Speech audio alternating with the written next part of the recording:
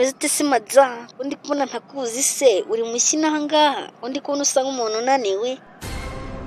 Yego rwose ndi mushyi nahangaha ntago mamenyereye ahubwo sinzi ukuntu nanjye nahageze nuko nayisanze gutya.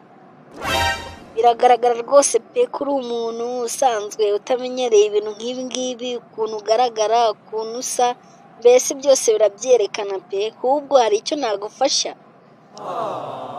Biriya se ni ibiki rwose kuva nagira hano ngaha maze kubona ibintu bitangaje, ibintu bishyashya, ahantu ntago hameze nk'iwacu pe. Ewe urashimishije cyane rwose, ndagaragara neza ko inaha aribwo wageze bwa mbere. None se waje gushaka iki nanga? Mbwira rwose mugore wanjye.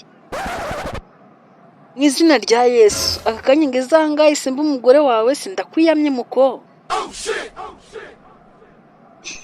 Urashimishije rwose, uzi kuri idage ko nkubwiye mugore wanjye se nibyo bigutangaje? Inaha rwose niyo mvuga imenyereye nk'uko wabwira umuntu ngo musore wanjye, mukobwa wanjye, kubera we nabonye uri umugore none sinari kuvuga iki? Ndi kumva imvugo z'iwanyu ntazi ukuntu zimeze pe, njye ntabwo nzimenyereye. Ahubwo se nagira akantu mwibariza gatoya? Inaha nahamenyereye.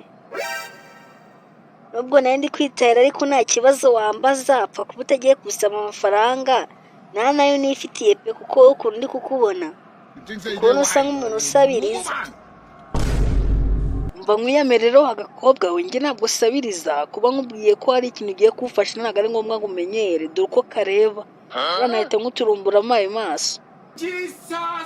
Ariko abantu ni mu cyubaha koko, uguhanurumburamo amaso unjijije iki?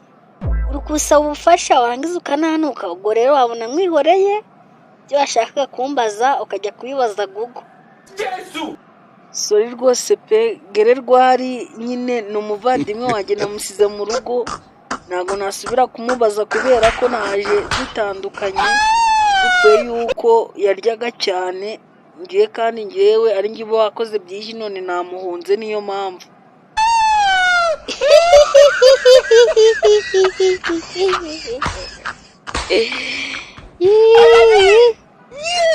Gusa abantu bagorwa, njye ntabwo ndi kuvuga ubu, ndi kuvuga Google.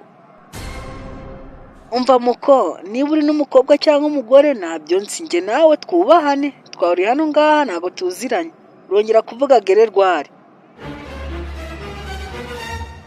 Njye nawe turahita turwanira muri uno muhanda.